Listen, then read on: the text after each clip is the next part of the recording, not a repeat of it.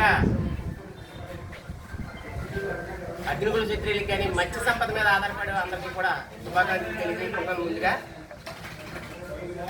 మరి 19వ తారీఖుని తాజా మాజీ ఎమ్మెల్యే గారు ఒక వింత చోటు చేసుకున్నట్టు ఒక వింత కూటమి ప్రభుత్వం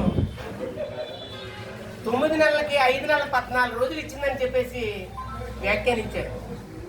తాజా మాజీ ఎమ్మెల్యే గారు నీ గుద్ద కింద చాలా గుడివిండి పోతే ఏమనుకుంటుందంటే మొత్తం అంతా మనం ఎర్రగానే ఉన్నా, నేను చాలా ఎరుపు, నన్ను చూస్తే నన్ను అంతా ఎర్రగా ఉన్నాం అంటారు అనుకుంటారు.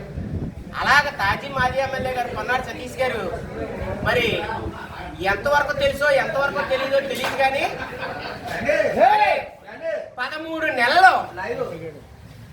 13 నెలలు మాకు డబ్బులు బాకీ ఉండి ఆయన లిస్టులో లేడు.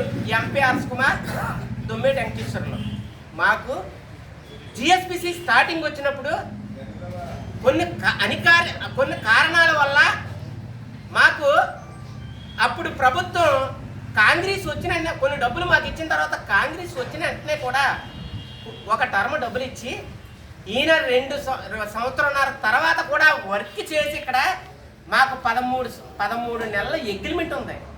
అగ్రిమెంట్కి అనుగుణంగా వెంటనే మళ్ళీ మా ప్రభుత్వం పోయిన తర్వాత ఎన్నో పాటలు పడ్డాం. సెంట్రల్ నుంచి స్టేట్ వరకు తిరిగాం. దాన్ని జిఎస్పిసి మేము 13 నెలలు ఇమ్మని చెప్పి అడిగాం తప్ప మేము 6 నెలలు ఇమ్మని చెప్పి ఎప్పుడు డబ్బులు అడగలేదు. 13 నెలలకే మనం అడిగాం. మీరు తాజా మాజీ ఎమ్మెల్యే గారు 6 నెలలకే మీరు వచ్చిన వెంటనే బడ్జెట్లో డబ్బులు ఇచ్చారు. 13 నెలల డబ్బులు గవర్నమెంట్కి మీరు ఇచ్చారు. ఎవరు పని చేసుకున్నారు? ఇప్పుడు కూటమి ప్రభుత్వం కరెక్ట్గా వర్క్ ఆపేసి కలెక్టర్ గారు కంప్లైంట్ ఇచ్చారు. ఫ్లడ్స్ వల్ల ఆపేసి వాళ్ళు 5 నెలల 14 రోజులే చేశానని చెప్పేసి క్లియర్గా చెప్పడం జరిగింది కలెక్టర్ గారు. మాకు ఆ డబ్బులు రూపాయలతో సైతంగా మాకు 63,250 రూపాయలు మాకు డబ్బులు వేశారు. కానీ మా కూటమి ప్రభుత్వం ఎవరు కూడా మా డబ్బులు తప్పలేదు. నువ్వే 13 నెలలకి అగ్రిమెంట్ వదిలేసి ఇది అగ్రిమెంట్ లేని డబ్బులు 5 నెలల 14 రోజులు అవి క్లియర్ అగ్రిమెంట్ ఉన్న డబ్బులకి 13 నెలలకి 6 నెలలు ఇప్పించావు. ఏమండి మీరు గుద్ద కింద నల్లపూస ఎర్రగా ఉన్నాను అనుకోకండి.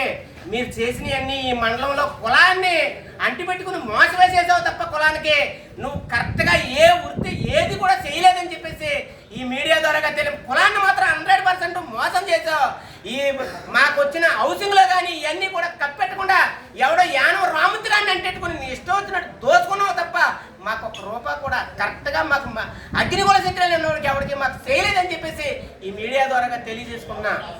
నమస్కారం తెలియజేసుకున్నా.